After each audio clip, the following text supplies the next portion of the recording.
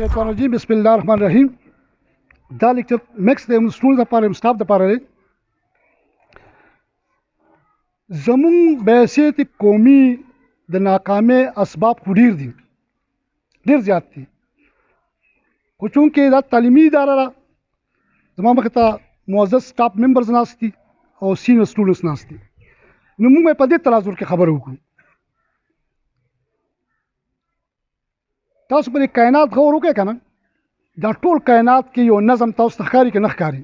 یعنې مطلب یو ترتیب پکې ښکاري، نظمین ترتیب پکې ښکاري. تاسو ګورئ انور په یو خاص ټایم باندې راخیږي، په یو ترتیب باندې، بیا که هغه ټایم بدلیږي، یعنې سهار 7 بجې انور راخیږي، بیا په ګرمۍ کې وختي راخیږي، سرځای کې ناوخت راخیږي، خو دا ورځ او شپه په یو ترتیب سره روانه ده. دا د کوم وخت نه را روان دي، لا متناهي چې موږ ته هغې پته نشته او تر کوم وخته به ځي. تاسو شپه وینئ، شپه راشي بیا ګهره شي، بیا ورو هغه په رڼا کې بدله شي او دا یو سرکل روان دی، شپه او ورځ. موسمونه تاسو وینئ بدلیږي را بدلیږي، ګرمي سړځي. په کائنات کې تاسو هواګانې وینئ، د هواګانو خپل فنکشن دی، د بارانونو خپل فنکشن دی. باران وشي هغه په ځمکه باندې اوبه راشي، د هغې نه تروتازګي پیدا شي، بوټي ګلونه لوی شي او بیا مړاوي کېږي. دا یو نظام روان دی، بچي پیدا کېږي، ورو لویېږي. نو تاسو وګورئ که نه، په دا کائنات چې قایم و دایم دي، نو په دې کې یو پنکچویلټي ده، پابندي ده، پابندي نظم دی پکې، پابندي نظم. او دویم شی ریګولرټي ده. تاسو نه ده چې نور ووایي چې یاره خدای پاکه ما له یو ورځ چوټي راکړي، څنګه چې موږ هفته کې ورځ چوټي کوو. حالانکې اخبار ځان سره نوټ کړئ، ایز اے مسلم بینګ، ایز اے قرآن، ایز اسلام، مسلمان لپاره چوټي نشته. مسلمان نوم د جدوجهد دی. قرآن خپل بنیاد په جهاد باندې، په جدوجهد باندې ایښی دی، د جمود د ختمولو لپاره. قرآن یو متحرک او یو تحریک ورکولو والا کتاب دی. دا ناممکن ده چې یو سړی به قرآن مني او قرآن به لوستي او هغه بیا په خپل ځای لوز ناستي او دغه په کرکټر کې، دغه په گفتار کې، دغه په ژوند کې به تبدیل نه راځي. دا به هغه په قرآن ځان نه پوه کړي. قرآن عموماً موږ ته چې کوم درس راکوي، هغه د تحریک درس راکوي، د جدوجهد درس راکوي، چې هغې ته موږ لفظ جهاد وایو، چې هغه بیا په مختلف څیزونو باندې تقسیم دی. خو د هر څه بیکاره دي تر څو چې موږ د قرآن د نظم مطابق د وخت د پابندۍ خیال نه ساتلي. ځکه په موږ باندې 15 وخت لمونځونه فرض دي. دا زه په یو ټایم باندې هم کولی شم چې بس سهار راپاڅم او د 15 وخت لمونځونه په 6 لمونځونه ورته وکړم خدای پاک ته. خو نه، دا قابل قبول نه ده، ځکه چې د هر یو خپل خپل ځای دی. لومړنۍ موږ لپاره ایز ټیچرز او ایز سټوډنټس پنکچویلټي پکار ده، ټیک شو. او دویم موږ له ریګولرټي پکار ده، باقاعدګي. دا نه چې زه یو ورځ سکول ته راشم او 2 ورځې نه راځم، یا 2 هفتې خو ریګولر راشم او بیا یو هفته بلکل نه راځم. دې سره به زما هغه نظام د سبق ګډوډېږي. نو دا ریګولرټي او پنکچویلټي دا د کائنات اصول دي. هر هغه قوم به کامیابي چې هغوی د وخت د پابندۍ خیال ساتي. څه کوي؟ د وخت پابندۍ خیال ساتي. کوم چې هغه ته ډیوټي حواله شي په مختلف فیلډس کې او کوم ټایمز دي، د هغوی پوره خیال وساتي. بحیثیت مسلمان او بحیثیت پاکستاني موږ د دې څیزونو لپاره بالکل خیال نه ساتو. دغه وجه چې زموږ اکثرو دفاترو کې کوم چې د هغې مشر وي، افسر وي، کوم چې ورپسې وي، هغوی 8 بجې ټایم وي او 10 بجې راځي، 4 بجې ټوټې ټایم وي، 12 بجې کور ته لاړ شي. زموږ نظام د دفترونو ډسټرب وي. دغه شان د پرنسپل یو ډیوټي،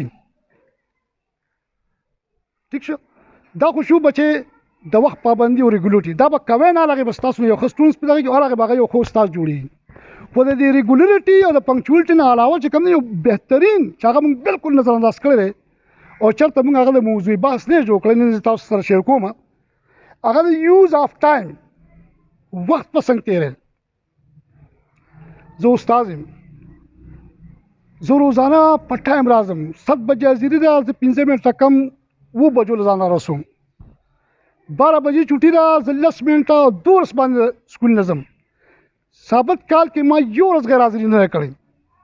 صحیح شو؟ یاره ډېر زبردست استاد دی. ګوره یو غیر حاضري نه کړې، 15 منټه مخکې راځي او 10 منټه وروسته ځي. زما شپږ پیریډ لري، 4 پیریډ لري، 5 پیریډ لري، یو پیریډ مې نه قضا کړی. څنګه چې ټنګ وشي ورشم او ټنګ سره بل قبول سره واپس کلاس پرېږدم. یاره زبردست ټیچر دی، کلاس هم نه ضایع کوي، لیټ هم نه ځي. صحیح شو؟ ایوارډ ورکول پکار دی، مستحق هم دی. خو دا دواړه څیزونه لسن ټو می ټول لکه واورئ، دا دواړه څیزونه د ماشوم دپاره هم بې فایدې دي او د استاد دپاره هم دي. که یو ماشوم ریګولر سکول ته راځي، باقاعده کلاس کې ناست وي، خو چې دی منټلي حاضر نه وي او دی منټلي د استاد لیکچر په دې دماغو کې نه اچي، سوچ بچار پې نه کوي، نو دا راتلل او تلل او کلاس کې ناست فضول ده. صحیح شه که نه؟ او استاد ریګولر راځي کلاس کې ناست دی، خو دی هغه 40 منټ کې 10 منټ 20 منټ لیکچر ورکي ټیچنګ او دا 20 منټ په ګپ شپ کې تېري. دا زیاتې دی.